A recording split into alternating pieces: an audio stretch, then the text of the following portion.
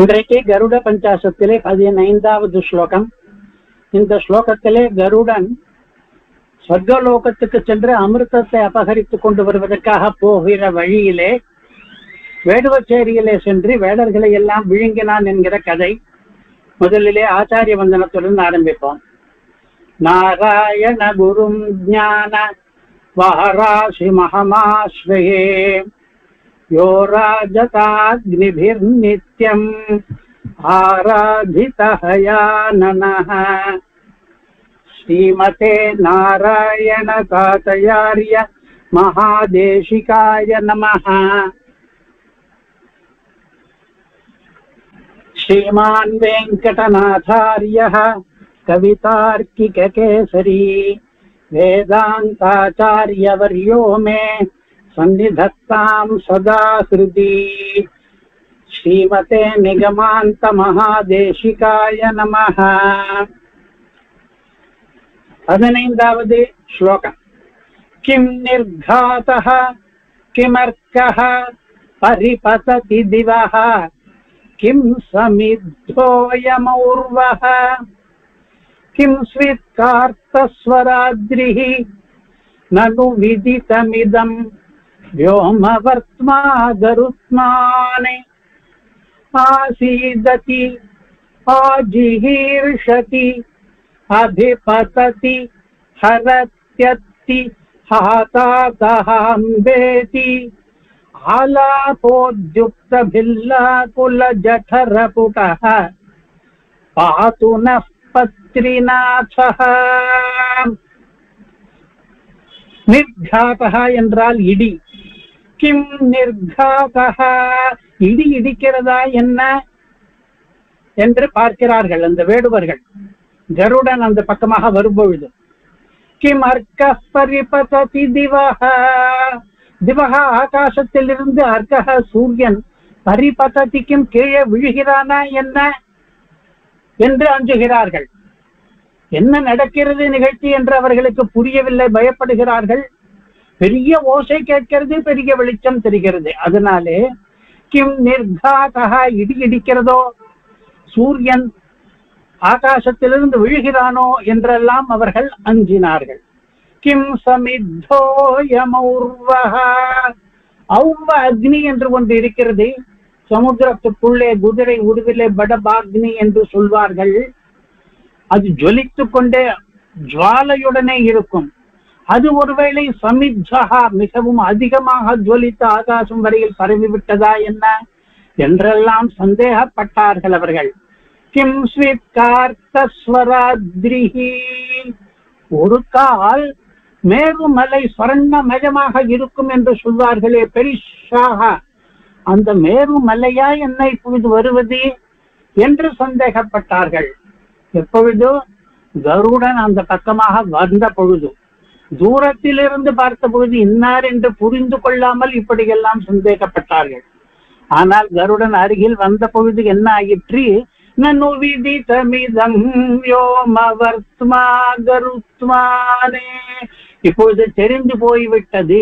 கருடன் அருகில் வந்து விட்டபடினாலே அவருடைய இறக்கைகள் கால்கள் முதலியவெல்லாம் கண்ணுக்கு தெரிகிற காரணத்தினாலே இப்பொழுது புரிந்து விட்டது. வ்யோமவர்த்மா, ஆகாச மார்க்கத்திலே போகிற கருத்மான் இவன் கருட பக்ஷி என்று புரிந்து விட்டது. பிறகு புரிந்த மறுக்ஷணமே அவர்கள் கூக்குரலிட வேண்டியதாயிற்று.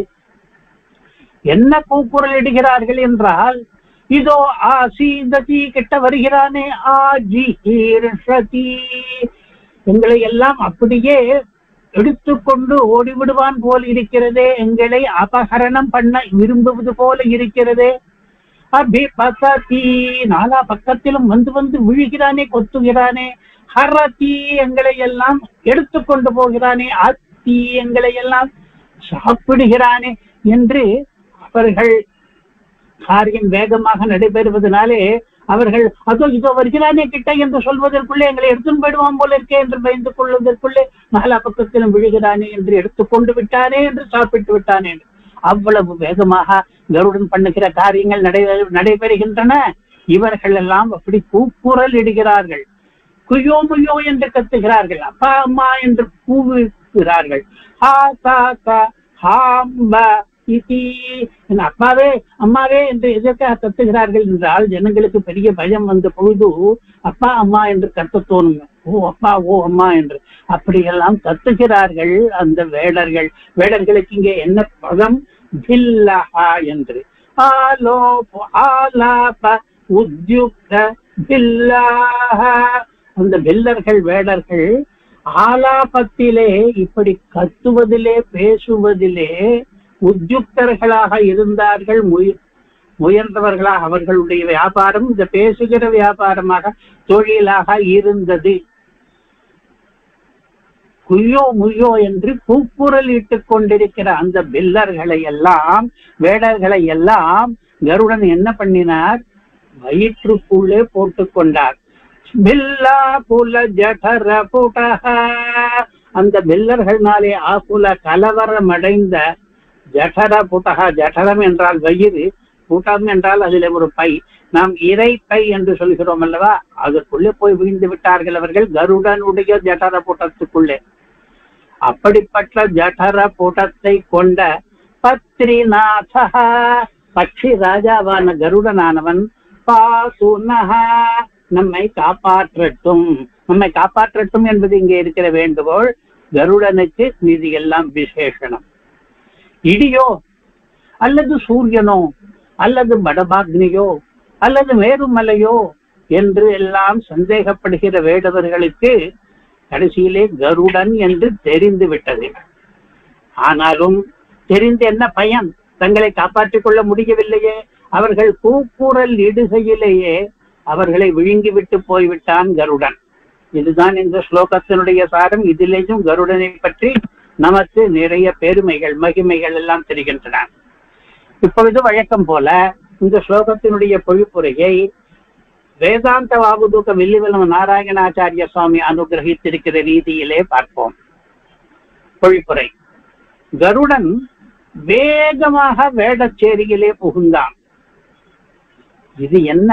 அவர்கள் எல்லாம் பேசிக் கொள்கிறார்கள். இது என்ன? ஆகாயத்திலிருந்து இடி விழுகிறதா? அல்லது சூரியன் பெயர்ந்து விழுகிறானா? அல்லது படபா முகாக்னி பற்றி எரிகிறதா? அல்லது மேரு மலை உருண்டு வருகிறதா என்றெல்லாம் பேசுகிறார்கள், சந்தேகப்படுகிறார்கள். இப்படி இருக்குமா அப்படி இருக்குமா என்று. கருடன் இன்னும் கிட்டே வந்தாச்சு. தெரிகிறது, ஆகாயத்திலே கருடன் பறந்து வருகிறான் என்று தெரிகிறது. அந்த தெரிவு ஏற்பட்ட உடனேயே ஐயோ என்று கத்துகிறார்கள். கிட்ட நெருங்குகிறான், பிடித்து இழுக்கிறானே, மேலே விழுகிறானே, அடடா நம்மையே விழுங்கி விடுகிறானே, அம்மா அப்பா என்ன செய்வோம் என்று கதறிக்கொண்டே அந்த கருடனையுடைய வயிற்றிலே வேடர்கள் போய் நிறைகிறார்கள். இவ்விதம் பட்சிக்கும் பட்சிராஜன், பட்சிக்கும் என்றால் சாப்பிடுகிறாய் என்ற அர்த்தம், பட்சணம் பண்ணுகிறான், பட்சிக்கிறான். கருடன் இவர்களை சாப்பிடுகிறான், அதனாலே அவன் பட்சிக்கிறான். அவன் பட்சிகளுக்கெல்லாம் ராஜாவாக இருக்கிறான். அவன் நம்மை ரட்சிக்கட்டும் என்ற வேண்டுகோள். பொழிப்புரை முடிந்தது. இப்பொழுது முதல் பாதத்திலே சொல்வதற்கு இந்த சந்தேகங்களை எந்த கிரமத்திலே ஏன் சொன்னார்? முதலிலே என்ன சொன்னார்? இடியா இருக்குமோ என்ற சந்தேகத்தை சொன்னார். இரண்டாவது சூரியன் விழுகிறானோ என்ற சந்தேகத்தை சொன்னார். 4 சந்தேகங்கள் சொன்ன பிறகுதான் இப்படி இருக்குமோ அப்படி இருக்குமோ என்று 4 விதமாக சந்தேகித்த பிறகுதான் இது கருடன் என்று நிச்சயித்ததாக சொல்லுகிறார். இப்பொழுது நாம் என்ன பார்க்கிறோம்? இந்த 4 சந்தேகங்கள் வருவதற்கு என்ன காரணம், இந்த கிரமத்திலே வருவதற்கு என்ன காரணம் என்று சற்று யோசிக்கிறோம். என்ன காரணம் என்றால், முதலிலே சத்தம் மட்டும் கேட்கிறது. எந்த பெரிய வஸ்து வந்தாலும் அப்படித்தானே, ஆனை வரும் முன்னே மணி ஓசை வரும் முன்னே, ஆனை வரும் பின்னே மணி ஓசை வரும் முன்னே என்று பழமொழி இருக்கிறது அல்லவா? அதே போலத்தான் நாம் பல இடங்களிலும் பார்க்கிறோம். ஏரோப்ளேன் வருகிறது என்றாலும் அது தூரத்தில் வரும்போதே நமக்கு சத்தம் முதலிலே வந்து விடுகிறது. அப்புறம்தான் வாகனத்திலே ஏரோப்ளேனை பார்க்க முடிகிறது. அதே மாதிரி தான் இப்பொழுது கருடன் பறந்து வரும் பொழுதும் கூட முதலிலே ஏதோ ஒரு பெரிய சத்தம் கேட்கிறது. முதலிலே சத்தம் கேட்கிற காரணத்தாலே அவர்கள் ஒருவேளை இடி இடிக்கிறதோ என்று நினைத்தார்கள். இது ஆரம்பம். சத்தத்துக்கு பிறகு கொஞ்சம் வெளிச்சம் வருகிறது. அதற்கு பிறகு ஜொலிக்கிற தேஜஸ் தெரிகிறது. அதற்கு பிறகுதான் வஸ்துவனுடைய நிறம், வஸ்துவனுடைய அளவு இதெல்லாம் தெரிகிறது. அதற்கும் பின்னாலே தான் வஸ்துவனுடைய ஆகாரம், அதுக்கு இருக்கிற ரெக்கை, பரக்காலு இதெல்லாம் அப்புறம் தான் தெரிகிறது. இப்படி கொஞ்சம் கொஞ்சமாக தெரிகிற காரணத்தினாலே இப்பொழுது பார்க்க வேண்டும். இங்கே இருக்கிற சந்தேக வஸ்துக்களை சத்தம் மட்டும் கேட்கிற சமயத்திலே கிம் நிர்காதா, இடி இடிக்கிறதா என்ன என்றார்கள் அந்த வேடுவர்கள். அதற்கு பிறகு வெளிச்சம் தெரிகிற காலத்திலே திவஹா பரிபசதி கிம் அர்க்கஹா, சூரியன் ஆகாசத்திலிருந்து கீழே விழுகிறானோ என்று சொன்னார்கள். அதற்கு பிறகு மூன்றாவதாக அவருடைய தேஜஸ் தெரிகிற காலத்திலே இது என்ன நெருப்பு கொழுந்து போலே தெரிகிறதே, ஒருவேளை மிகவும் பெரிய நெருப்பானது சமுத்திரத்துக்குள்ளே வடபாக்னி என்ற பெயரில் இருப்பதாக புராணங்கள் எல்லாம் சொல்லுகின்றனவே, அந்த சமுத்திரத்தில் இருக்கிற வடபாக்னியானது குதிரை ரூபத்தில் இருக்கிற அக்னியானது இப்பொழுது மேலே கிளம்பி அல்லது அதிகமாக சமித்தகா சமுத்திரத்திலிருந்து ஜுவலித்த அந்த ஜுவாலை ஆகாசம் வரைக்கும் போய் அப்படி ஆயிற்றா, அல்லது சமித்தகா என்பதற்கு பதில் சமுத்தகா என்று இன்னொரு பாட வேதமும் உண்டு. ஒரு கால் சமுத்திரத்திலிருந்து கிளம்பி அது மேலே ஆகாசத்துக்கு வந்து விட்டதோ, சந்தேகம்தானே. சந்தேகப்படுபவர்கள் ஆகாசத்தில் இருக்கிற சூரியன் கீழே விழுந்து கொண்டிருக்கிறானோ எப்படி இல்லாததை சந்தேகப்பட்டார்களோ, அதே போலதான் சமுத்திரத்துக்குள் இருக்கிற வடபாக்னியானது அங்கிருந்து கிளம்பி ஆகாசத்துக்கு சமுத்திரகா எழும்பி வந்து விட்டதோ, அல்லது சமித்தகா நன்றாக அதிகமாக ஜொலிக்க ஆரம்பித்து விட்டதுனாலே ஆகாசம் வரைக்கும் வந்து விட்டதோ என்றெல்லாம் இல்லாததை எல்லாம் கற்பனை பண்ணி கொண்டார்கள். அதற்கு பிறகு என்ன தெரிந்தது? இன்னும் சற்று கருடன் கிட்ட வந்த பிறகு அவனுடைய நிறம் என்ன நிறம்? பொன் நிறம், தங்க நிறம். அவனுடைய அளவு உதாகாரமாக இருக்கிறார், பெரிய வயதாக இருக்கிறார். அது தெரிந்த பொழுது அவர்களுக்கு என்ன தோன்றிற்று? ஒருவேளை மேருமலை பறந்து வருகிறதோ என்று. மேருமலை என்ற ஒரு மலை புராணங்களில் அடிக்கடி பேசப்படுகிற மலை, அது சர்வோத்தரமாக இருக்கும் என்றும் அது கண்ணட்டமயமாக தங்கமயமாக இருக்கும் என்றும் பெரிய அளவிலே இருக்கும் என்றும் சொல்லுகிறார்கள். அந்த மேருமலை என்று இவனை சந்தேகிப்பதற்கு காரணம், இவனும் அந்த நிறத்திலே இருந்தான், அந்த அளவிலே இருந்தான், மலை போல இருந்தான். அதனாலே இது மேருமலை தான் பெயர்ந்து வருகிறதோ என்று அடுத்த சந்தேகம் அவர்களுக்கு வந்தது.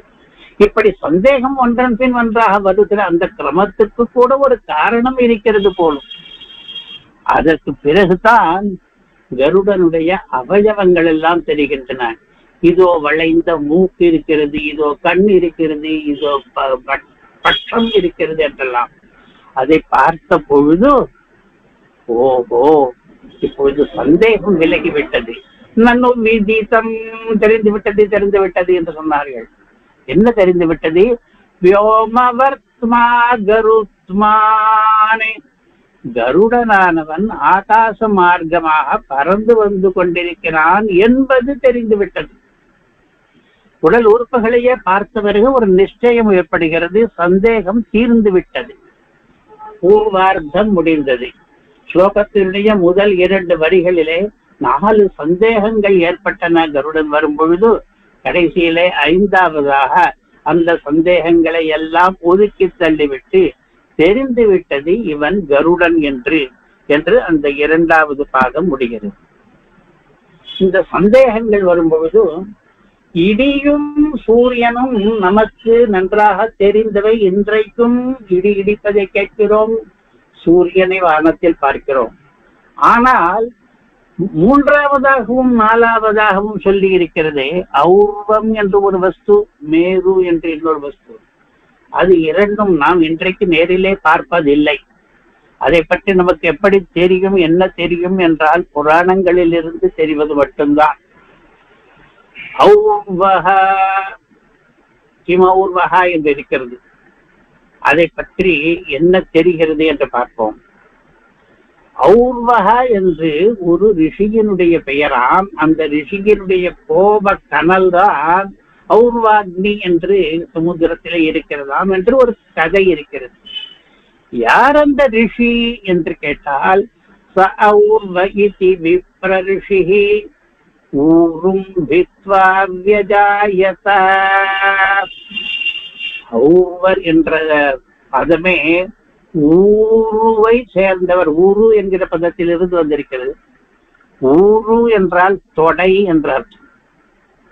ஔர்வருடைய அம்மா ஏதோ ஒரு காரணம், அது ஒரு கதை. இதுல நிறைய கதைகள் இருக்கின்றன.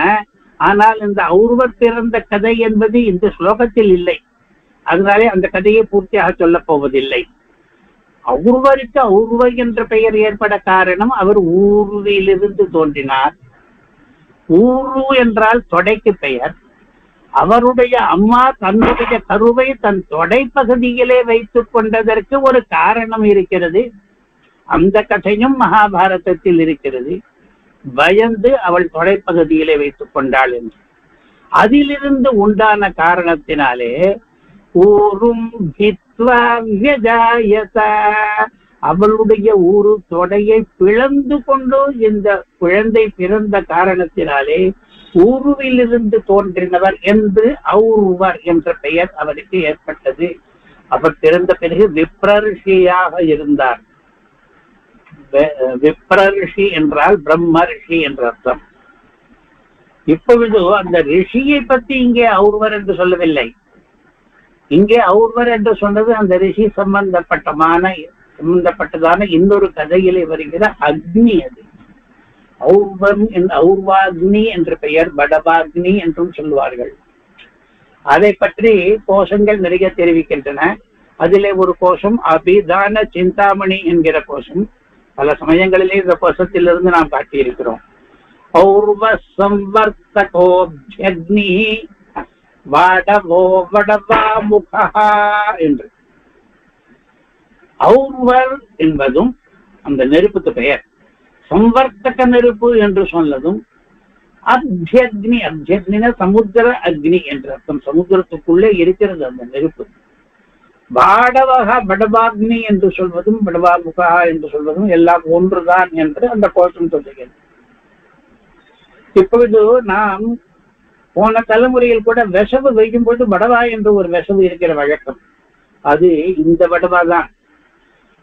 இதுதான் ரொம்பவும் பொல்லாத அக்னியாக இருக்கிறது அப்படிங்கிறாலே இதுக்கு வடவா என்று பெயர் இருக்கிறபடியினாலே பொல்லாதவர்களை எல்லாம் சிறு பசங்கள் விஷமம் பண்ணினால் வடவா என்று வைக்கிற வழக்கம் இருக்கிறது.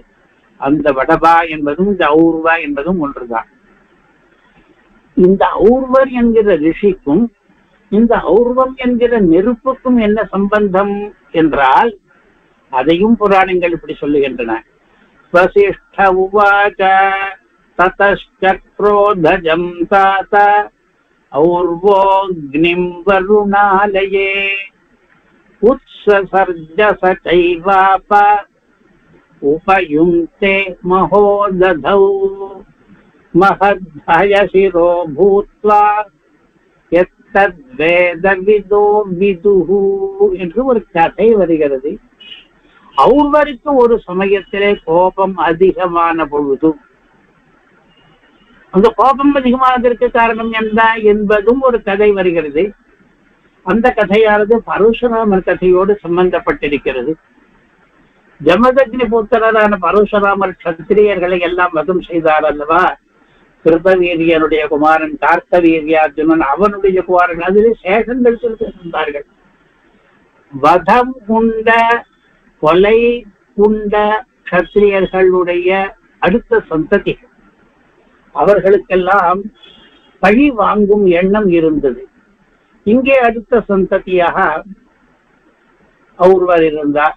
அதனாலே சத்திரியர்களுக்கும் ஔர்வருக்கும் மறுபடியும் தகராறு. ஔர்வருக்கு கோபம். ததஸ்சக்ரோதஜம் தாத ஔர்வோக்னிம் வருணாலயே. அவருக்கு கோபம் வந்த பொழுது அந்த பிரம்மர்ஷியான ஔர்வருக்கு நெருப்பு தெரித்தது. அந்த நெருப்பு மிகவும் உக்கிரமான நெருப்பாக இருந்தது. அவர் கோபத்தை அடக்கி கொண்டார். அந்த நெருப்பை சமுத்திரத்திலே வைத்தார். மகோததோ, அந்த நெருப்பானது குதிரை தலை வடிவத்திலே சமுத்திர மத்தியத்திலே வடபாக்னி என்ற பெயரிலே எரிந்து கொண்டே இருக்கிறது. வேத வித்தைகளுக்கெல்லாம் இது தெரியும் என்று வருகிறது புராணத்திலே. இந்த ஔர்வருடைய மூதாதையர்கள் முன்னவர்கள் யார் என்று பார்த்தால், பிரம்மாவுக்கு புத்திரனான பிருகு, பிருகுவுக்கு புத்திரனானவர் செவனர், செவனருக்கு புத்திரனானவர் இந்த ஔர்வர் என்பவர். அவருடைய கோபாக்னி தான் சமுத்திரத்திலே வடபாக்னி என்ற பெயரோடு இருக்கிறது என்று புராணங்கள் பல இடங்களிலே வர்ணிக்கின்றன. அந்த வடபாக்னி மிகவும் அதிக ஜுவாலை கொண்டிருப்பதனாலே, அதிக ஜுவாலையோடு ஒரு வஸ்து இருந்தால் அப்படி பேச தோன்றுகிறது. ஒருவேளை இது ஔர்வாக்னியோ வடபாக்னியோ சமுத்திரத்திலிருந்து வந்து விட்டதோ என்று அந்த சந்தேகத்தை தான் இங்கே கிமௌர்வஹா என்று முதல் அடியினுடைய கடைசியில் இருக்கிற பதம் தெரிவிக்கிறது. இப்பொழுது ஔர்வ என்பவருடைய கதை, வடபாக்னி கதையை பார்த்தோம். பலிதார்த்தம், இந்த சந்தேகம் எல்லாம் வந்தது, என்னென்ன சந்தேகம் வந்தது என்று இருக்கட்டும். நமக்கு என்ன அர்த்தம் கடைசியில் கிடைக்கிறது என்றால், கருடனை பற்றி நிறைய தெரிகிறது. கருடன் இடி போல சத்தம் போடுபவர் என்பது தெரிகிறது. அதனால்தான் கருடன் தூரத்திலே வந்து சத்தம் கேட்கும் பொழுதே என்ன இடி இடிக்கிறதா, கிம் நிர்காதா, ஸ்லோக ஆரம்பமே அப்படித்தான், நிர்காசம் என்றால் இடி. அதனாலே கருடரை பற்றி அவர் இடி போல முழங்கக்கூடியவர் என்கிற விஷயம் நமக்கு தெரிகிறது. அதுக்கு அடுத்த சந்தேகம் வந்தது அல்லவா, என்று. என்ன, சூரியன் ஆகாசத்திலிருந்து கீழே விழுகிறானா என்ன என்ற ஒரு சந்தேகம் ஏற்பட்டது. அதிலிருந்து நமக்கு என்ன தெரிகிறது, கருடனை பற்றி என்ன தெரிகிறது என்றால், கருடன் சூரியன் போல பிரகாசிக்க கூடியவர் என்பது தெரிகிறது. கருடனுக்கு இந்த பெருமை இருக்கிற காரணத்தினாலேதான் அவர்கள் கிமர்க்க பரிபததி திவஹா என்று சொன்னார். கருடன் வடபா போல ஜுவலிக்கிறார் என்பது கிமௌர்வஹா என்ற சந்தேகம் ஏற்பட்டதிலிருந்து நமக்கு தெரிகிறது. இவன் என்ன வடபாக்னியா என்ன என்று. கருடன் தங்க வர்ணத்திலே இருக்கிறார், ஹிரண்ய வர்ணத்திலே அவருடைய உடம்பு அந்த பொன்னிறம் கொண்டது என்றது நமக்கு தெரிகிறது. ஏனென்றால் கருடன் வரும்பொழுது மேரு வருகிறதா என்ன என்று சொல்கிறார்கள். மற்ற மலைகளை எல்லாம் சொல்லவில்லை. வெளுப்பாக இருந்தால் இமயமலை என்று, பனிமலை என்று சொல்லி இருக்கலாம். மலை போல இருக்கிறார் என்பதே ஒரு விஷயம். இப்பொழுது அவ்வளவு பெரிய பூதாகாரமான ஒரு திருமேனி கருடனுக்கு, அதுவும் என்ன வர்ணம் என்றால் தங்க வர்ணமாக இருக்கிறபடியினாலே மேருமலை போல என்று சொல்ல தோன்றுகிறது. மேருமலையை பற்றி நாம் சற்று பார்க்க போகிறோம், தங்கமலை என்பதை பற்றி. இந்த 4 சந்தேகமும் கருடனை பற்றி 4 பெருமைகளை சொல்லுகின்றன. பிறகு கருடன் நேராக பார்த்த பொழுது அவன் ஒரு பட்சிதான் என்பது தெரிகிறது. அது பத்ரிநாதஹா என்ற ஸ்லோகம் முடிகிறது. பட்சிகளுக்கெல்லாம் ராஜாவானவன் கருடன் என்று. இந்த 4 சந்தேகங்கள் வந்தது, இடி, சூரியன், படபா, மேரு. இதிலே முதல் 2 சந்தேகம் இயற்கையாக இருக்கிறது, இடியும் சூரியனும் வானத்திலே இருப்பவை. ஆனால் படபையும் மேருவும் வானத்திலே இருப்பவை கிடையாது. படபை சமுத்திரத்திலே இருப்பது, மேரு பூமியிலே இருப்பது.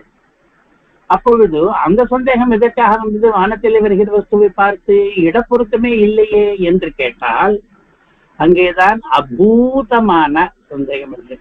அதாவது படபை சமுத்திரத்தில் தான் இருக்கும், ஒரு கால், ஒரு வேளை அந்த படபை ஆகாசத்துக்கு வந்து விட்டதோ. மேரு ஒரே இடத்தில் தான் இருக்கும், நகர்ந்து வராது. ஒரு வேளை மேரு இப்படி வந்து கொண்டிருக்கிறதோ என்றெல்லாம் இல்லாத கற்பனைகளை பண்ணினார்கள். அப்புறம் சந்தேகப்பட்டார்கள். இந்த கற்பனை இல்லாததாக இருந்தாலும் கூட கற்பனை பண்ணக்கூடிய அளவுக்கு அந்த சந்தேகம் வலுக்கிறது. மேரு என்ற சந்தேகம் வருகிறதே, மேரு இங்கே இருக்குமா, என்ன வருவா என்ன என்று கேட்டால் அப்படித்தானே இருக்கிறது. பார்த்தால் மேரு போலத்தானே இருக்கிறது, தங்க நிறத்திலே பெரிய வஸ்துவாக அது மேலே மேருமலை என்றுதான் நினைக்க தோன்றுகிறது. ஒரு கால் மேருமலை கிளம்பி வந்து விட்டதா, ஒரு கால் சமுத்திரத்தில் இருக்கிற அக்னி மேலே தூக்கி கொண்டு விட்டதா என்றெல்லாம் சந்தேகத்துக்கு பீஜம் இருக்கிறது. கடைசியில் பார்த்தால் இதெல்லாம் ஒன்றுமில்லை, கருடன் பறவைதான் என்று தெரிந்துவிட்டது. இந்த சந்தேகங்களை அவர் ஏற்படுத்துகிறார் என்பதே கூட அவருடைய மகிமையை வேறு விதமாக சொல்வதாக ஆயிற்று. கவிகள் உவமையாக சொல்லுவார்கள், கருடன் இடி போல சத்தம் போடுகிறார் என்று. அப்பொழுது கருடனுடைய சத்தம் இடியினுடைய சத்தம் போல என்றால் உவமை அணி என்று சொல்வோம். ஆனால் இப்பொழுது நேரடியாக அப்படி சொல்லவில்லை. கருடன் வரும்பொழுது இடி இடிக்கிறதோ என்று சந்தேகித்தார்கள் என்று சொன்னதில் உவமைதான் வேறு விதமாக வந்திருக்கிறது. இதற்கு தனியாக இந்த அலங்காரத்துக்கு பெயர் வைத்திருக்கிறார்கள், பின்னால் பார்ப்போம். இப்பொழுது மூலத்தில் இல்லாததொரு வேடிக்கையை வியாக்கியானத்திலே பார்க்கிறோம். உரையிலே ஒரு வேடிக்கை இருக்கிறது. மூலத்திலே சந்தேகப்பட்டார்கள், பிறகு சந்தேகம் தீர்ந்தது, நிச்சயம் பெற்றார்கள் என்றெல்லாம் இருக்கிறது. வியாக்கியானத்திலே இருக்கிற வேடிக்கை என்ன என்றால், இவன் பட்சி தலைவன், இவன் பட்சிக்க வந்திருக்கிறான். பட்சித்தான், அத்தி என்று இருக்கிறதுல சாப்பிட்டான், சாப்பிடுகிறான். பட்சிக்கு தலைவனாக இருக்கிறவன் பட்சிக்க வந்திருக்கிறான் என்று சொல்லும் பொழுது ஒரு அனுப்பிராசம் வருகிறது அல்லவா, அதைத்தான் இங்கே வேடிக்கை என்று சொல்கிறோம். சாப்பிட்ட வஸ்துவை எங்கே வைத்தான் என்றால் ஜடர புடஹ என்று, ஜடரம் என்றால் இறைத்தை என்று நாம் சொன்னோம், வயிற்றுக்குள்ளே வைத்திருக்கிறான். வைத்ததில்லை, அவசரமாக சாப்பிடுகிறபடினாலே என்ன ஆகிறது, மொத்த வேடர்களையும் கபகபா என்று வயத்திலே போட்டு விட்டான்.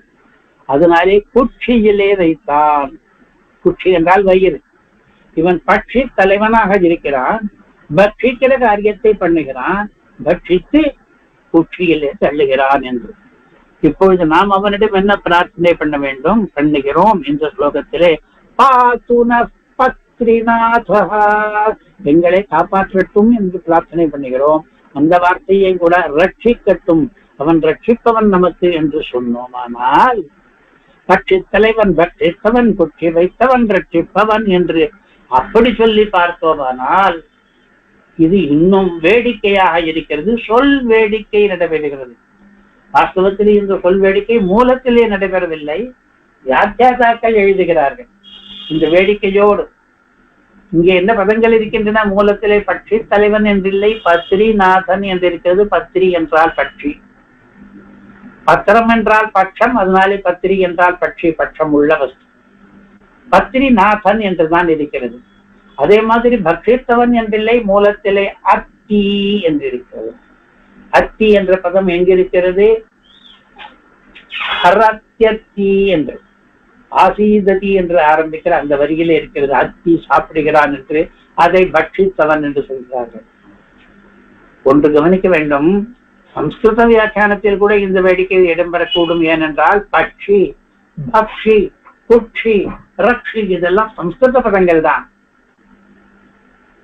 குட்சியில் வைத்தவன் என்பதற்கு இங்கே என்ன பதம் இருக்கிறது, ஜடர புடஹ என்று. ஜடரம் தான் குட்சி.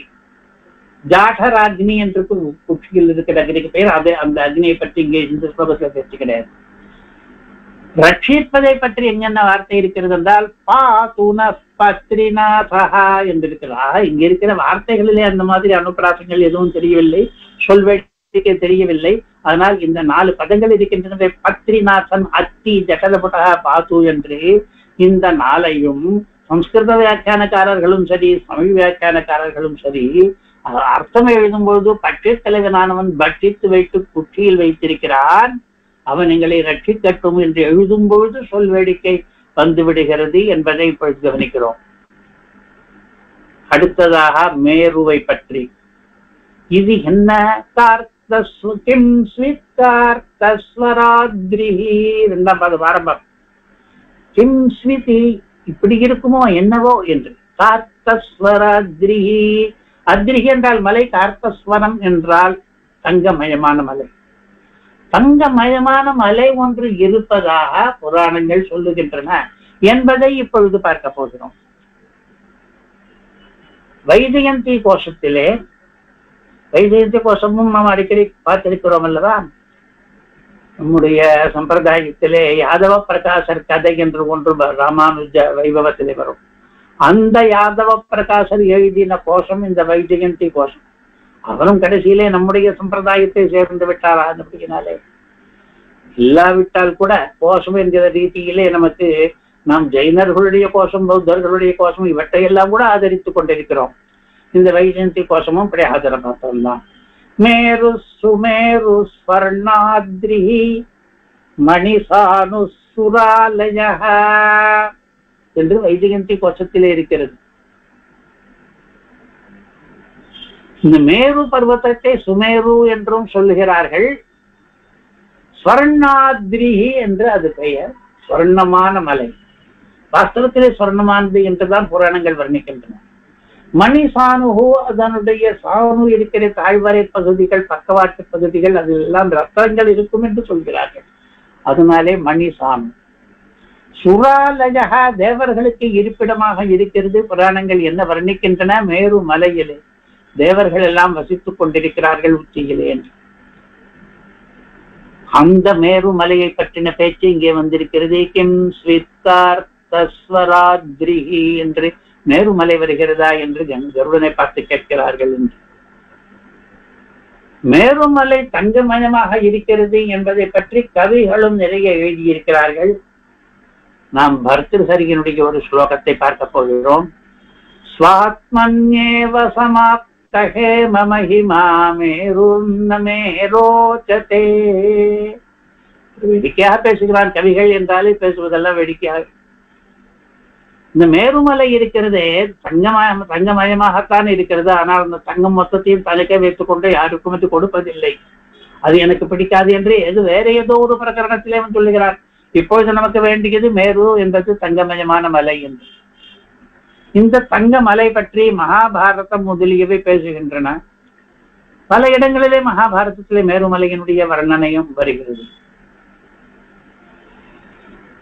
அது எல்லா இடங்களுக்கும் வடக்கே இருக்கும் என்று சொன்னதுனாலே ஆராய்ச்சியாளர்கள் எல்லாம் என்ன சொல்கிறார்கள்?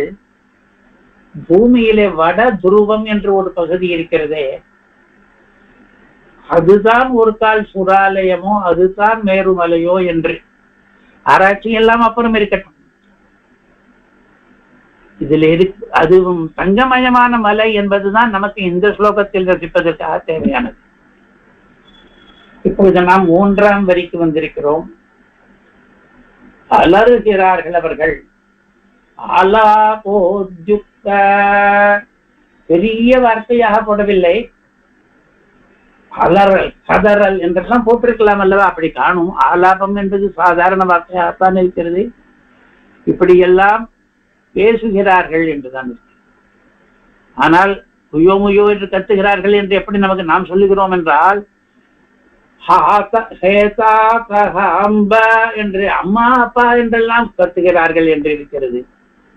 அவர்கள் கத்தும் பொழுது என்ன சொல்கிறார்கள்? 5 காரியங்கள் கருடன் பண்ணுவதாக சொல்லி அது ஒவ்வொன்றுக்கும் இவர்கள் அதை பண்ணுகிறாரே இதை பண்ணுகிறாரே என்று கத்துகிறார்கள். அது என்ன 5 காரியங்கள் என்றால், முதல் காரியம் ஆசீததி, கெட்ட வருகிறார் என்று. ஏனென்றால் அவர்களுக்கு பயத்தை உண்டு பண்ணுகிற காரியங்கள் இந்த 5. அவர் பாட்டுக்கு போற போக்கிலே போயின்றிருந்தாலே பயமா இருக்கு. நம்ம கிட்ட வரார் அப்படின்னு இன்னும் பயம் அதிகமாகிறது. ஆசீததி என்று கத்துகிறார்கள். கத்தல்லே 2வது கிட்ட வந்தது மாத்திரம் இல்லை, நம்மளை எல்லாம் தூக்கிட்டு போயிடுவார் போல இருக்கு. தூக்குவதிலே, தூக்கி செல்வதிலே விருப்பம் உள்ளவர். ஆஹர்த்தும் இச்சதி, ஆஜிஹீர்ஷதி என்கிறது. நம்மை ஆகரணம் பண்ணுவதிலே விருப்பம் கொண்டவர் போலே தெரிகிறது. அவர் வருவதை பார்த்தால் நம்மை தூக்கி செல்ல வருகிறார் போலே தெரிகிறது. பயத்துக்கு, அதிக பயத்துக்கு காரணமாயிற்று. அபிபதி, அபி என்றால் 4 பக்கத்திலும் பத்தத்தி விழுகிறார். இங்கே விழுகிறார், அங்கே விழுகிறார், அங்கே விழுகிறார். அதாவது பல இடங்களுக்கு அவர் போகிறார். நாம் இருக்கிற இடத்திலே அதாவது வேடச்சேரியிலே வந்து கருடன் பல இடங்களிலே வந்து விழுவானேன் போவானேன். அப்போதுதான் தெரிகிறது. ஹரதி சில வேடர்களை அப்படியே எடுத்துக்கொண்டு போய் விடுகிறார். எதற்கு? அத்தி சாப்பிடுகிறார். அதனால இவர்கள் கத்துபவர்களுக்கு ஹே தாத்தா ஹே அம்பா என்றெல்லாம் கத்துபவர்களுக்கு என்னென்ன பண்ணுகிறார் என்று சொல்லும் பொழுது இதிலே கூட ஒரு வரிசை கிரமம் இருக்கு. முதலிலே ஆசீதத்தி, அப்புறம் ஆதிகீர்ஷதி, அப்புறம் அபிபத்ததி, அப்புறம் ஆரதி, அப்புறம் கிட்ட வறட்சியே பயம் ஆரம்பித்து விடுகிறது. அதற்கப்புறம் பண்ற காரியம் இன்னும் பயமா இருக்கு, அதற்கப்புறம் பண்ற காரியம் இன்னும் பயமா இருக்கு. பேசிக்கொண்டே இருப்பதற்குள்ளே இவர்களே பேசுபவர்களே கூட கருடனுடைய வாயிலே போய் விழுந்து விடுகிறார்கள். வாய் வழியாக வயிற்றிலேயும் விழுந்து விடுகிறார்கள். அத்தி, அதற்கப்புறம் ஜட்டார் போட்டார். அவர் பண்ணுகிற காரியம் ஒவ்வொன்றும் பயமாக இருக்கிறதே என்று கத்துகிறார்கள் என்பது 3ஆம் பாதத்தினுடைய அர்த்தம். இப்பொழுது அடுத்ததாக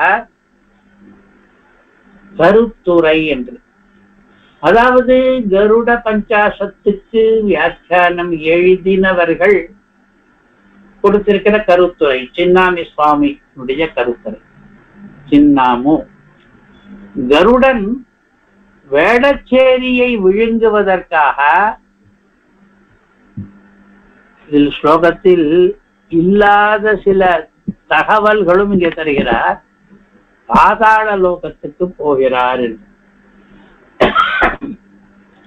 பாதாள லோகம் என்கிறதும் இங்கே இல்லையே, எப்படி தருகிறார் இவர் என்றால், இந்த ஸ்லோகத்தில் சொன்ன கதைக்கெல்லாம் மூலமாக மகாபாரதத்திலே கதை விஸ்தாரமாக இருக்கிறது அல்லவா, அதிலே இருக்கிறது இந்த வேடச்சேரி எங்கே இருக்கிறது என்று. அப்படி அவர் போகும் பொழுது இந்த கருடனை பார்த்து அந்த வேட ஜனங்கள் ஆகாயத்தினின்றும் வருகிற இந்த வஸ்துவானது, வஸ்து என்று எதை சொல்கிறார்? கருடனை தான். அது ஆகாசத்திலே தானே பறந்து கொண்டு வருகிறது. இது இடியா அல்லது சூரியனா? கருத்துரை சொல்பவர்கள், பொழிப்பறை சொல்பவர்கள் இந்த கிரமத்திலே ஒரு விவட்சை வைத்துக் கொள்ளவில்லை. ஆனால் எந்த கிரமத்திலே இருக்கிறதோ அதே கிரமத்திலே அர்த்தம் வைத்து விட்டு போகிறார். இது இடியா அல்லது சூரியனா அல்லது வடபாமுகாக்னியானது உயர கிளம்பிற்றோ? இவர் சமுத்சகா என்ற பாடத்தை ஆதரிக்கிறார் என்று தெரிகிறது. சமுத்சகா என்று ஒரு பாடம், சமித்தகா என்று ஒரு பாடம், இங்கே பாடபேதம் இருக்கிறது. சமுத்சகா என்றால் உயர கிளம்பிற்று என்ற அர்த்தம். சமித்தகா என்றால் நன்றாக கொழுந்து விட்டு எரியது என்ற அர்த்தம். சமுத்சகா ஔர்வஹ, சமுத்சஹ் கிம் ஔர்வஹ அல்லது கிம் ஸ்வித்தார்த்தஸ்வராக்னிஹி அல்லது மேரு பர்வதமா என்று சம்சயித்து, இப்படி இருக்குமா அப்படி இருக்குமா என்று சந்தேகமெல்லாம் பட்டு, பிறகு இவன் கருடன் என்று நிச்சயித்த பின் நனு விதிதமிதம் வ்யோமவர்த்வா கருத்மானே, நனு விதித்தம் என்று சொல்லும் பொழுது நிச்சயமாயிற்று என்ற அர்த்தம். இவன் கருடன் என்று நிச்சயித்த பின் அடைப்புக்குறிக்குள்ளே இவர்களை கருடன் பட்சிக்க வர என்று இருக்கிறது. ஏன் அடைப்புக்குறியிலே இருக்கிறது என்றால், மூலத்திலே இவர்களை பட்சிப்பதற்கு கருடன் வந்தான் என்று இந்த இடத்திலே இல்லை, ஆனால் சாப்பிடுகிறான் என்று பின்னாலே வரப்போகிறது. ஏ தாயே ஏ தகப்பனே, அதாவது கத்துபவர்கள் எல்லாம் முதலிலே அம்மா அப்பாவை கூப்பிட்டு கத்துவார்கள். அந்த மாதிரி கத்துபவர்கள் தாயே தகப்பனே என்கிறார்கள். தங்கள் தங்கள் தாயையும் தகப்பனையும் கூப்பிடுவதாக அர்த்தம். என்ன சொல்லுகிறார்கள்? கத்துகிறார்கள். இவர் கிட்டே வருகிறார், அபகரிக்க இச்சிக்கிறார், 4 பக்கமும் சுற்றி பார்க்கிறார், ஜனங்களை அபகரிக்கிறார், ஜனங்களை புஜிக்கிறார் என்று 4.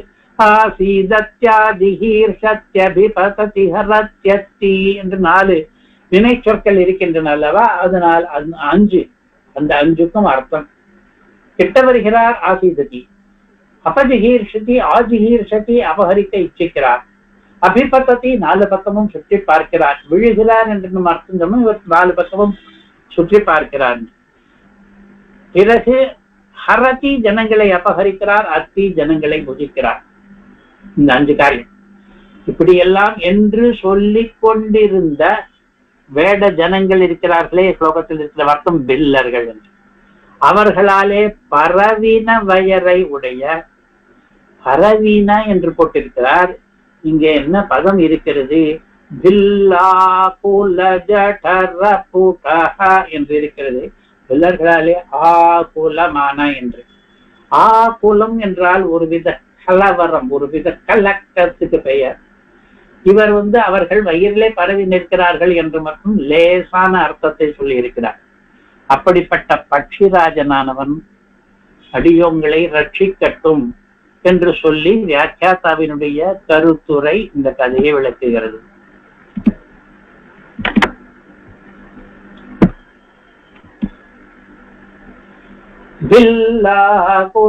என்று கருடனுடைய தாயார் வினத்தை கருடனுக்கு ஸ்வஸ்தியெல்லாம் பண்ணி யுத்தத்துக்கு அனுப்பும் பொழுது அமரசாகரணத்துக்காக வேடச்சேரியில் இருக்கிற வேடவர்களை சாப்பிட்டு கொண்டு போ என்று தனியாக வழி மூட்டை சாதம் எல்லாம் கட்டி கொடுக்காமல் அனுப்பிச்சு விட்டார். ஆனால் அந்த இடத்திலே பில்லா என்கிற வார்த்தை இல்லை.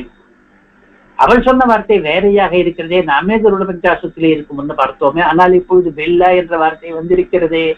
அதனாலே அந்த வார்த்தையை பற்றி கொஞ்சம் தெரிந்து கொள்வோம், அந்த பதத்தை பற்றி தெரிந்து கொள்வோம். ரஜகஷ்டர்மகாரஷ்ட நட்டோ வருட ஏவச கைவர்த்தமேத பில்லாஷ்ட சத்தைதே அந்தியஜா ஸ்மிருதாக என்று பிராயஷ்சித்த தத்துவம் என்கிற ஒரு நூலானது ஜாதிகள் பலவாக பிரிந்து பிரிந்து ஒவ்வொரு ஜாதிக்கும் பல கிளைகள் பற்பல உப ஜாதிகள் எல்லாம் வருகின்றனவே. அதிலே பில்லர் என்று ஒரு ஜாதி, அது 7 வித அந்தியஜ ஜாதியிலே சேர்ந்தது. அந்தியஜ ஜாதி என்றால் நாம் சொல்லுகிற 4 வர்ணத்துக்கும் கீழ்பட்டதாக கடைசியாக வைத்திருக்கிறது. அந்தியம் என்றால் கடைசி, கடைசியில் வைக்கப்பட்ட ஜாதி. 6 7 சொல்லுகிறார். ரஜகா வண்ணான் என்பதிலே ஆரம்பித்து பில்லா வேடன் என்பதிலே முடிக்கிறார். அபிதான சிந்தாமணியிலே நாம் இது பற்றி ஏற்கனவே ஒரு தடவை பார்த்தோம். பில்லா என்ற பதத்துக்கு இதே மாதிரி அர்த்தம் வருகிறது.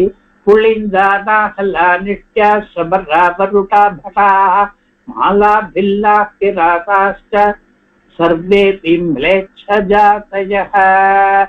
ஜாதிகள் பிராமண கஷத்திரிய வைஸ்ய சூத்திரர்களுக்கும் அப்பாற்பட்டதான மிளேச்ச ஜாதிகளிலே இவர்கள் சேர்ந்திருக்கிறார்கள் பில்லர்கள் என்று அபிதான சிந்தாமணி தெரிவிக்கிறது. பில்லர்கள் என்றால் வேடர்கள் என்று தமிழிலே நாம் அனுவதித்திருக்கிறோம். நமக்கு ஒரு சந்தேகம் வருகிறது. வாசகர்கள் பல பேருக்கும் இந்த சந்தேகம் வரலாம். கருடன் இப்படி வேடர்களை எல்லாம் தின்று விடுகிறார் என்றால் அது சரியா? கொலை குற்றம் இல்லையா? மாம்ச பட்சணம் தப்பு என்று சொல்ல முடியாது. கருடனுடைய ஜாதிக்கு அது விகிதமானது. இருந்தால் கூட கொன்று தின்ன வேண்டுமா என்று நாம் பல இடங்களில் பார்க்கும். ஆழ்வார் கூட சொல்லுகிறார்கள், கொன்று குமைத்தல் வேண்டாம் என்று. அப்படி இருக்கும் பொழுது கருடனுடைய மகிமையை நாம் சொல்ல வேண்டியது பிராப்தமாய் இருக்கும் பொழுது இவர் வழியிலே சில ஜனங்களை எல்லாம் கொன்று சாப்பிட்டு கொண்டு போகிறார் என்றால் இது ஒரு மகிமையா என்ன என்று ஒன்று நமக்கு ஒரு நெருடல் இருக்கிறது. இவர்கள் சொல்ல வந்தது என்ன என்றால், ஜனங்களுக்குள்ளே மற்ற ஜனங்களுக்கு ஆபத்தாக, மற்ற ஜனங்களுக்கு தீங்கிழைப்பவர்களாக இருக்கிற ஜனங்கள் இருக்கிறார்களே, அவர்களை கொல்ல சொல்லி விண்ணத்தை சொல்லி அனுப்புகிறாள். இவர் எப்படியும் ஜனங்களை கொன்று சாப்பிடுகிற அந்த ஜாதி தான் பட்சி கருடன் என்பது. அதிலே கொல்லாதவர்களை மட்டும் கொல்லு என்று. யார் கொல்லாதவர்கள்? தங்களுடன் கூட வாழ்கிற மற்ற ஜாதி ஜனங்களை எல்லாம் கொல்லலாம், குறிப்பாக பட்சிகளையே கூட கொல்லலாம் என்று வேடர்கள் சொல்லுகிறார்கள். அப்படியானால் வேடர்களுக்கும் பட்சிகளுக்கும் பகை உண்டு. வேடர்கள் வலை போட்டோ அல்லது வேறு விதமாகவோ பட்சிகளை பிடித்து தின்னுகிறார்கள். இப்பொழுது கருடன் போன்ற பட்சிகள் அந்த வேடர்களை பிடித்து தின்னுகிறார்கள். இது பரஸ்பரமாகிறது என்று. அதனாலே ஒரு சமாதானம், கொன்று தின்பவர்களை கொன்று தின்னலாம் என்று ஒரு சமாதானம். எவர்கள் மற்ற மனிதர்களை கொன்று தின்னுகிறார்களோ அவர்களை நாமும் கொல்வதிலே கொலை குற்றம் கிடையாது என்று. இன்னொரு சமாதானம், பட்சிகளுக்கும் வேடர்களுக்கும் ஜாதி ரீதியாகவே பகை இருக்கிறது. நிச்சயமாக பொதுவாக வேடர்கள் தான் பட்சிகளை கொன்று தின்கிறார்கள். கருடன் போன்ற மகா பட்சிகள் எல்லாம் என்ன பண்ணுகின்றன? வேடர்களை கொன்று தின்னுகின்றன. மூன்றாவதாக ஒரு சமாதானம், அந்தந்த இனத்துக்கு விதித்த ஆகாரப்படி தின்னலாம் என்று.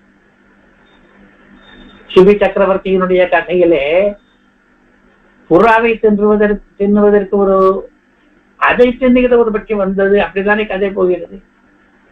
அங்கே அந்த பட்சி கடைசியிலே யமன் நான் அந்த பட்சி வேஷத்துல வந்தான் என்பதெல்லாம் இருக்கட்டும். அங்கே ஒரு கேள்வி, இந்த சிபி சக்கரவர்த்தி அந்த பட்சி இந்த புறாவை தின்ன வேண்டாம், என்னுடைய தொடையிலிருந்து மாம்சத்தை தருகிறேன் என்கிறானே. அப்படி யாராவது அந்த பட்சியை புறாவை தின்பது கொலை பண்ணுவது தப்பு என்று சொல்கிறானா என்றால் அந்த கதையிலேயே அந்த விசாரம் நடைபெறுகிறது. அந்த பட்சிக்கு, கொல்ல வந்த பட்சிக்கு கொலையுங்கிற பட்சி ஆதாரமாக விதிக்கப்பட்டிருக்கிறது. வாழ்க்கையினுடைய சக்கரமே அப்படி இருக்கிறது. அதனாலே அதையும் தப்பு சொல்ல முடியாது. அந்தந்த இனத்துக்கு விதித்த ஆகாரப்படி தின்னலாம் என்பதாலும் நாம் 3-4 விதமாக இதற்கு நாம் கருடன் வேடர்களை தின்றதற்கு சமர்த்தனம் பண்ணி கொண்டிருக்கிறோம். இப்பொழுது கருடன் வேடனை தின்ன வேண்டும் என்று அவ அம்மாவே சொல்லி அனுப்பித்து விட்டார். இப்பொழுது கடைசியாக இந்த ஸ்லோகத்தில் இருக்கிற சில அலங்காரங்களை பார்க்க போகிறோம். ஸ்லோகத்தை ரசிப்பதற்கு எதெல்லாம் பயன்படுகிறதோ அதை நாம் அலங்காரங்கள் என்று சொல்லிக் கொண்டிருக்கிறோம். சிலவற்றுக்கு அலங்காரம் என்ற பெயர் கிடையாது, இலக்கிய நயம் என்று மட்டும் சொல்லலாம். முதலில் அனுப்பிராசம் என்பது சப்த அலங்காரம்.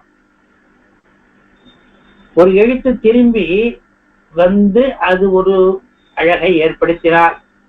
திரும்பி நான் சொல்கிறேன், எழுத்து திரும்பி வந்ததுனாலே அது அனுப்பிராசம் என்று சொல்ல முடியாது. லட்சணம் சொல்பவர்கள் அதுக்கு மேல் சொல்ல முடியாததுனாலே வர்ணாவர்த்தர் அனுப்பிராசகம் என்று சொல்லிவிட்டார். எழுத்து திரும்பி வந்தால் அனுப்பிராசம் வரும் என்று. ஆனால் வாஸ்தவத்திலே சொன்னால் போதாது. அந்த எழுத்து திரும்பி வந்ததாலே நமக்கு வாசிக்கும் போதே ஒரு சுவை ஏற்பட்டால் என்பதையும் சேர்த்துக் கொள்ள வேண்டும். என்றால் எழுத்து எங்கேயோ ஒரு இடத்துல வந்த எழுத்து இன்னொரு இடத்துல வருவது சகஜம்தான். அது தூரத்திலே வந்தாலோ பல இடங்களில் சுவையை கூட்டாமல் இருக்கலாம். அப்பொழுது அனுப்பிராச அலங்காரம் என்று நான் சொல்வதில்லை. இப்பொழுது எப்படி வந்திருக்கிறது பாருங்கள். பாதங்களிலேயும் பதங்களிலேயும் வந்திருக்கிற வர்ணாவர்த்தியானது திட்டத்தில் வந்திருக்கிறது. அந்த ஆவர்த்தியானது நமக்கு உரைக்கும்படியாக வந்திருக்கிறது. வ்யோம வர்த்மா கருத்மான் வர்த்மா கருத்மா என்று இருக்கிறது. சுமா என்கிற எழுத்து கூட்டெழுத்தாக இருக்கிறது. அப்படின்னாலே கூட்டெழுத்துக்கள் ஆவர்த்தமானால், அதுவும் அடுத்தடுத்த பதத்திலே ஆவர்த்தமானால் அது நம்மளை ஈர்க்கிறது. அனுப்பிராசம் இங்கே இருக்கிறது. கடைசியிலே 4வது வரிகளே ஆலாபோ யுக்த பில்லா குல ஆலாப பில்ல அகுல என்ற பதம். ல என்பது பல தடவை வந்திருப்பது தெரிகிறது. அது ஆவர்த்திக்கிறது. அது ஒரு அனுப்பிராசம். கிம் என்பது 4 தடவை வந்திருக்கிறது. அனுப்பிராசத்துக்காக வரவில்லை, நமக்கு கருத்தை சொல்வதற்காக கத்தியத்தில் சொன்னால் கூட அது வரும். ஆரம்பமே கிம் என்றுதானே ஆரம்பிக்கிறது. கிம் நிர்காதா கிம் அர்த்தா. அந்த கிம் கிம் கிம் 4 தடவை வந்திருக்கிறது. பாத்துன பத்ரிநாதா இது முடிவிலே இருக்கிறது. இங்க பாருங்கள், பாத்துன பத்ரி பா என்று வந்தது. அது மாத்திரம் இல்லை, நகா என்று வந்தது. நாதகல அந்த நா வந்தது. பாத்து என்று வந்தது. பத்ரி அதுல இருந்தது. அது அந்த எழுத்துக்களே இன்னொரு வரிசை கிரமத்திலே வந்திருக்கு. ஜடர புடஹா என்று ஒன்று இருக்கிறது. ஜடரம் என்றால் வயிறு, புடம் என்றால் அதிலே வைத்துக் கொள்ளே இருக்கிற பை.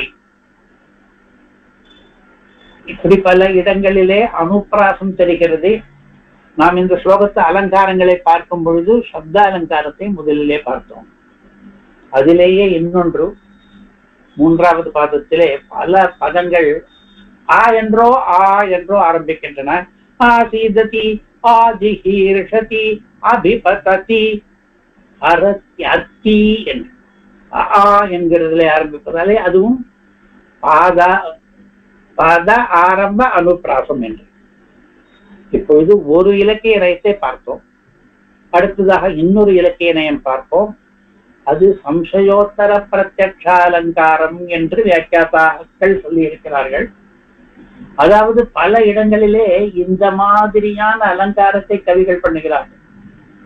அதாவது ஒரு வஸ்துக்கு உபமாய்கள் சொல்ல வேண்டும் போல் இருந்தால் முதலில் அது என்ற சந்தேகம் வருகிறது, அப்புறம் இன்னொன்று சந்தேகம் வருகிறது என்று சொந்தங்களை சொல்லிட்டு கிட்ட வந்தப்புறம் பார்த்தால் இது வேறையாது.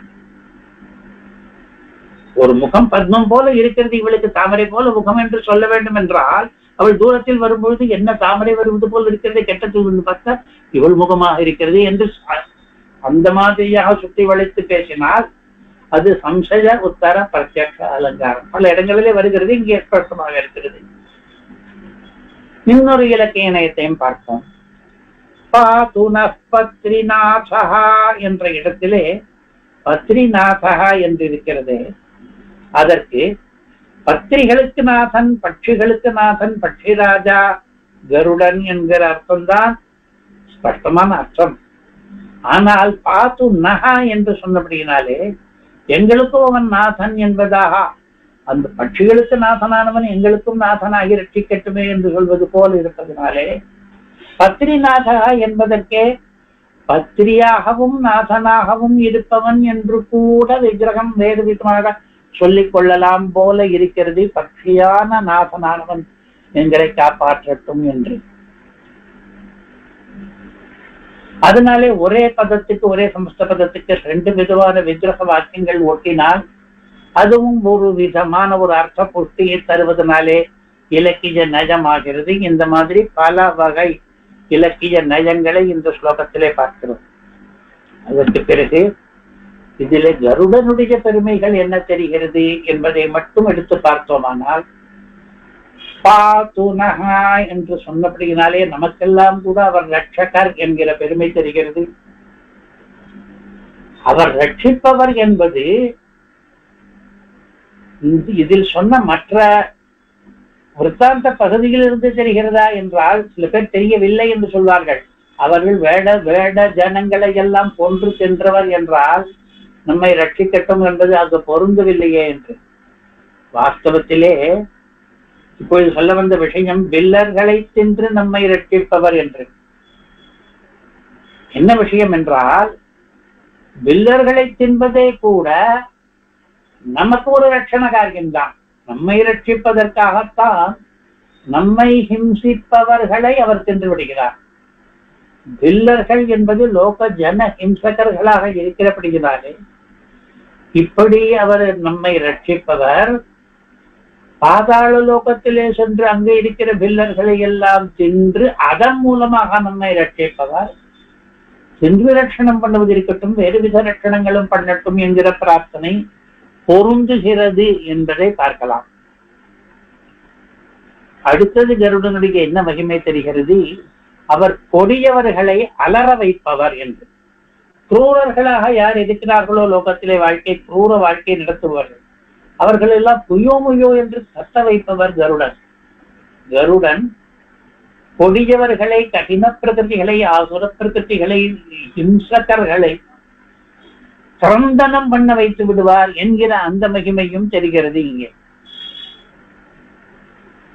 அடுத்த என்ன மகிமை தெரிகிறது, கிம் ஸ்வித்தார்த்தஸ்வராத்ரிஹி என்று சொன்ன இடத்திலே பார்ப்பதற்கு மேரு மலை போல, தங்க மலை போல இருக்கிறார் என்று சொன்னதுனாலே அவருடைய வடிவ சிறப்பு சொன்னதாகிறது. அது ஒரு மகிமை.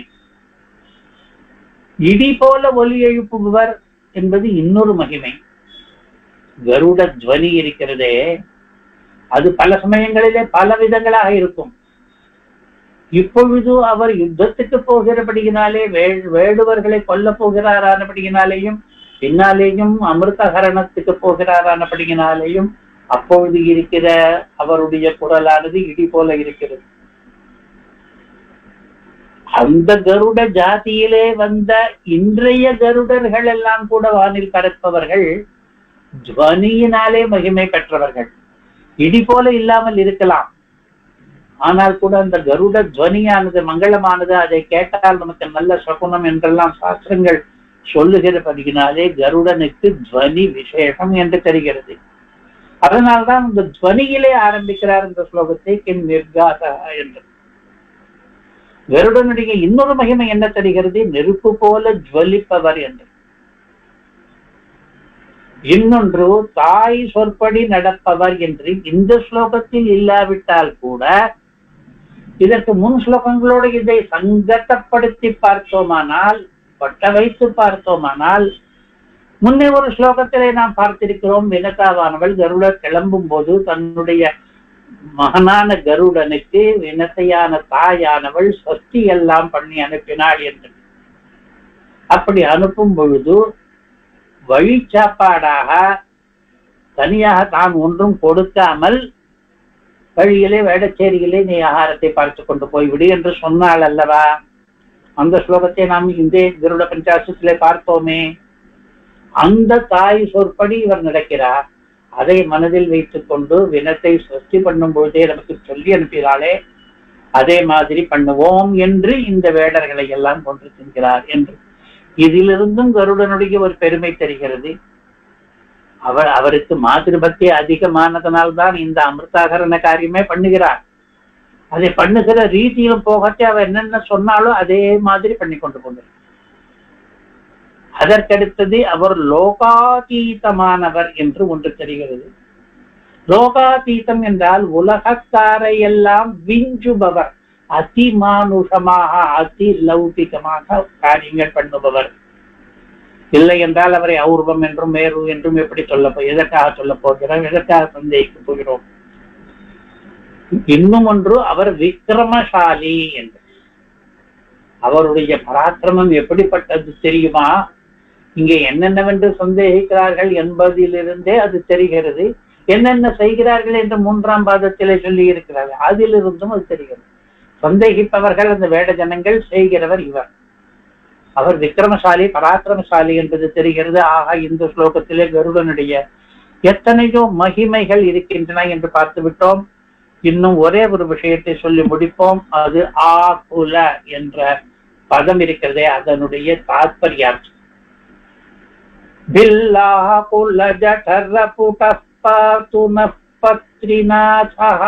என்று 4ஆம் வரியிலே ஆகுல என்ற ஒரு பதம் இருக்கிறது. அந்த பதத்தை சற்று சிறுமைப்படுத்தி இருக்கிறார்கள். அதாவது அதை பற்றி அதிகமாக அர்த்தங்கள் தரவில்லை வியாக்கியாதாக்கள்.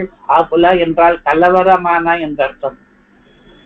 வயது கலவரம் அடைவானேன் என்று நாம் யோசித்து பார்க்க வேண்டும். வயது கலங்குவானேன் என்றால் அதற்கு நாம் 3-4 காரணங்கள் பார்க்க போகிறோம். முதலாவது, ஜெரிப்பதற்காக ஆகுலம் என்று. இவர் நிறைய சாப்பிடுகிறார் அல்லவா, அது ஜெரிக்க வேண்டும். எல்லா ஜனங்களுக்குமே ஒரு வஸ்துவை உண்டால் அது ஜெரிப்பதற்காக ஆகுலமா வயிறு. இன்னொரு காரணம், ஆலாபோத்யுக்த பில்லாகுல, யாரை சாப்பிட்டிருக்கிறார்? அலறுபவர்களை விழுங்கியதாலே. அவர்கள் குயோ முயோ என்று கத்திக் கொண்டிருக்கும் பொழுது அவர்களை சாப்பிட்டபடியினாலே ஆகுலமாக இருக்கிறது ஜடரம் என்று. அல்லது ஆகுலம் என்பதற்கு இன்னொரு அர்த்தம் இருக்கிறது, அதிக சுமையாலே நிரம்பிய என்று. எது? கருடனுடைய வயிறு. ஏன் அதிக சுமை? நிறைய வேடர்களை தின்று விட்டார். அந்த அர்த்தத்தையும் வைத்துக் கொள்ளலாம். நிறைய பில்லர்களை அவசரமாக விழுங்கின காரணத்தாலே ஆகுல ஜடரம் என்று சொல்லலாம். இன்னும் ஒரு காரணம் கூட இருக்கலாம், ஆகுலத்தைக்கு இதற்கு மேலே அவசரமாக போக வேண்டி இருப்பதாலே என்று. இவருடைய முக்கிய காரியம் அமிர்தாபகரணம் என்பதுதான். அதற்கு போவதற்கு இது வழியிலே நடக்கிற காரியம்தான். அதனாலே இந்த காரியத்திலே அவருடைய ஜடரம் ஆகுலமாகிறது. அடுத்த காரியத்துக்கு போக வேண்டும் என்பதாலே, அந்த அவசரத்தினாலே அந்த ஜெரிக்க பண்ணுவதை அவசரமாக பண்ண வேண்டி இருக்கிறது. இப்படி 4 காரணங்களாலே ஆகுலனாக அவர் ஆகிறார் என்று இந்த ஸ்லோகத்தினுடைய விசேஷ அர்த்தங்களை பார்த்தோம். மறுபடியும் முடிவிலே ஸ்லோகத்தை மறுபடியும் ஒரு தடவை வாசித்து முடித்து விடுவோம். கிம் நிர்காத கிமர்க்க பரிபததி திவஹ கிம் சமித்தோ யமௌர்வஹ கிம் சித்தார்த்தஸ்வராத்ரிஹி ननु विदितमिदं व्योमवर्त्मा गरुत्मानि आसीदत्यादिहीर्षत्यभिपतति हरति अत्तिहाकाकहाम्बेति आलापोद्युक्तभिल्ला कुलजठरपुटः पातु नः पत्रिनाथः। कवितार्किक सिंहाय कल्याण गुणशालिने श्रीमते वेंकटेशाय वेदांत गुरवे नमः। श्रीमते निगमांत महादेशिकाय नमः।